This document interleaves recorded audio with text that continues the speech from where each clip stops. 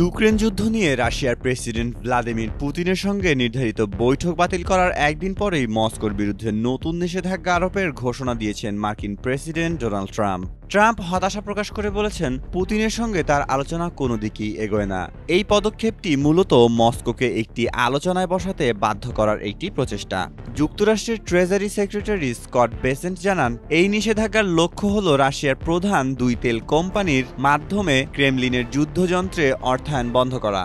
অর্থনৈতিক প্রভাব কম হলেও এ পদক্ষেপ ট্রাম্প প্রশাসনের পররাষ্ট্রনীতিতে একটি বড় পরিবর্তন। ইউক্রেনের প্রেসিডেন্ট ভ্লাদিমির জেলেনস্কি এই নিষেধাজ্ঞাকে স্বাগত জানিয়েছে। অন্যদিকে মস্কো এই চাপকে শান্তিপূর্ণ সংলাপকে আরও জটিল করে তুলবে বলে হুঁশিয়ারি দিয়েছে। ট্রাম্প আশা করেন এই নিষেধাজ্ঞার ফলে আলোচনার টেবিলে অগ্রগতি আসবে এবং যুদ্ধ থামলে দ্রুত তা প্রত্যাহার করা হবে। তবে তিনি ইউক্রেনকে টমাহক ক্ষেপণাস্ত্র সরবরাহ করতে অস্বীকৃতি জানিয়েছেন, কারণ সেগুলো খুবই জটিল। বৈঠকের আলোচনা স্থগিত হলেও ইউক্রেনের রাজধানী কিয়েভে রুশ হামলায় হতাহতের ঘটনা অব্যাহত রয়েছে। মেহেদী মাসুদ, জনকণ্ঠ।